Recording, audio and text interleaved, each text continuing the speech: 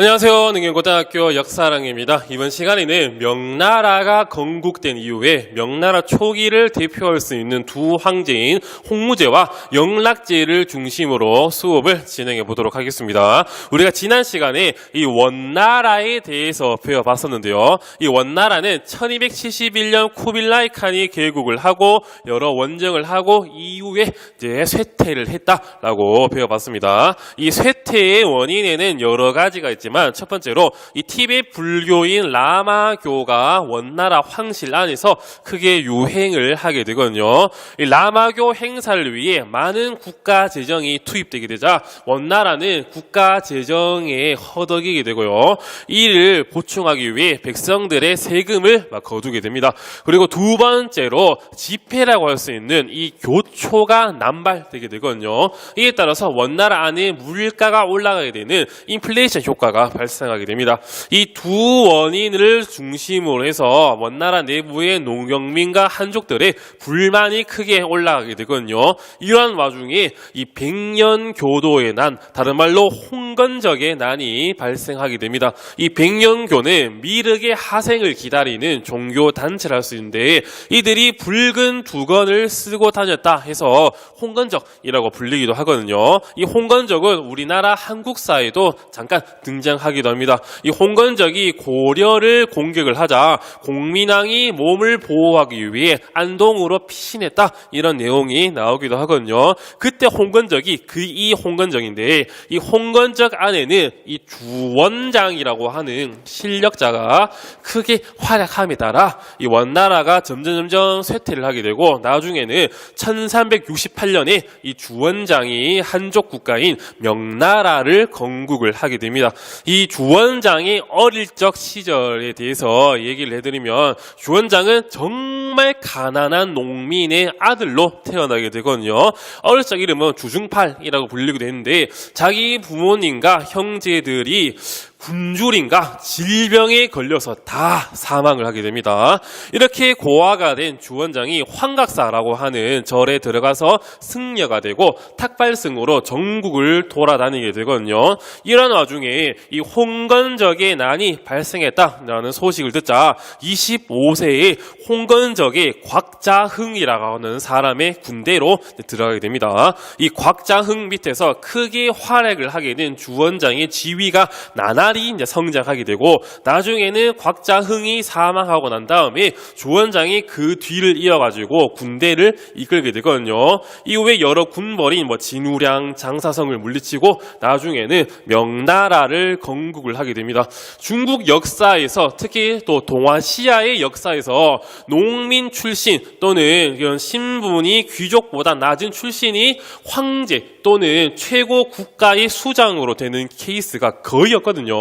예시로 한나라 고조, 유방이 있다든지 또는 여기 주원장이 있을 만큼 이런 농민 출신이 황제가 됐다 이런 케이스는 매우 드물기 때문에 아주 뛰어난 인물이기도 합니다. 이 주원장이 황제로 등극된 이후의 정책들에 대해서 같이 한번 알아보도록 할게요.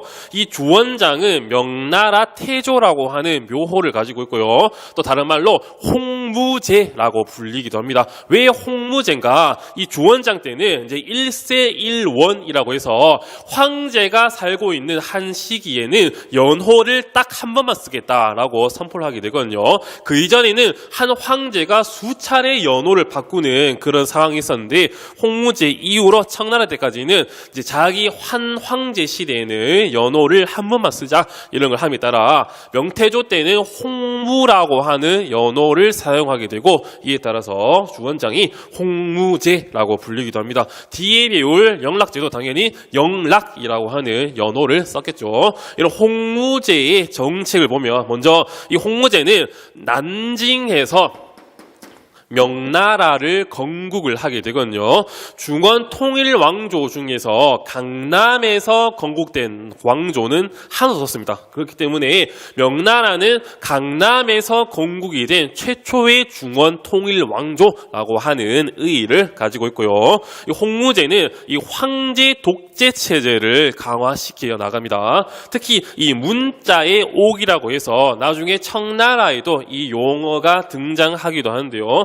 이 주원장의 출신이 다른 귀족 관리들에 비해서 상당히 미천했기 때문에 거기에 대해서 자격지심을 가지고 있었거든요. 자기는 농민 출신 그리고 탁발승이라고 하는 그런 출신의 콤플렉스 때문에 저놈이 나를 욕하지 않을까 항상 의심을 하는 그런 의심병이 상당히 많았다고 합니다. 이에 따라서 누가 시를 지어오면 이 문자 너 나 욕하는 거지 라고 하면서 고관 대작들을 다 사형시켜버리는 그런 모습도 보이기도 하고요. 그리고 자기 손에 피를 다 묻힙니다. 이게 나중에 황제들을 위해서 개국을 한 이런 개국 황제의 특징이 개국 공신들을 싹 다 제거를 하거나 물러나게 하는 그런 특징들을 보이기도 하거든요. 항고조 유방도 한신 등등을 죽이면서 토사구팽하는 모습도 보이기도 하는데 이런 주원장도 후대의 황제들을 위해 자기를 도와서 이 명나라를 건국한 이 개국 공신들을 싹 다 제거를 하게 됩니다. 뭐 호유용이라든지 아니면 남옥이라든지 이런 사람들을 제거함에 따라 황제 독재 체제를 강화해 나가는 그런 모습도 있고요. 그리고 이런 문자의 옥 이후에 이제 재상제를 폐지시킵니다. 이 재상제가 결국은 관료들의 권위를 높일 뿐이다라고 해서 중서성과 이런 재상제도를 폐지시키고 부를 황제에게 바로 직속시키는 그런 모습이 보이기도 합니다. 이러한 비슷한 체제가 조선에서는 태종과 세종 때 이 육조 직계제 이런 비슷한 모습이 나타나기도 하거든요.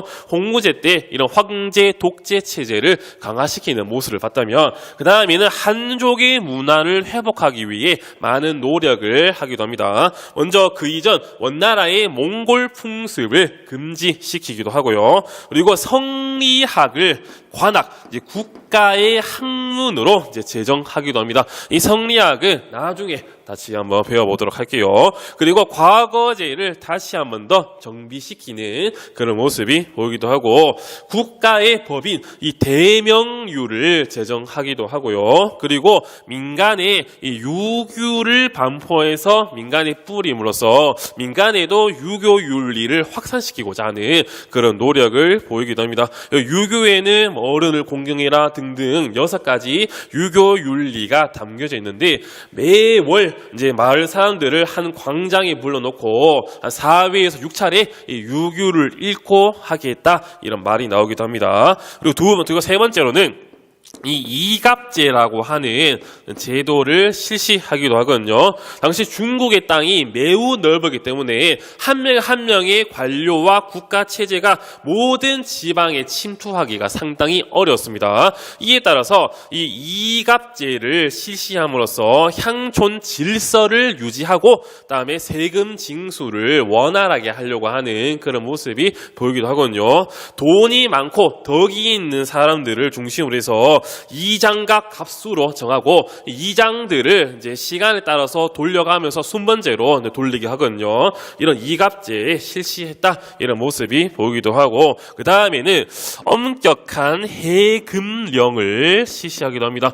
당시 왜구들이 상당히 많았고 이런 국가 중심의 해상 무역 체제를 확립시키고자 해금령 이 바다 주변에 살지 말고 바다 밖으로 마음대로 나가지 마라 이런 정책을 실시하기도 하거든요. 이에 따라서 조공무역, 이 공식적인 무역만 허용을 함에 따라 원나라의 이런 국가 무역 체제가 조금은 쇠퇴하게 되는 그런 모습이 보이기도 하고 그 다음에는 두 명 유명한 왕인 이 영락제에 대해서 같이 한번 보도록 하겠습니다.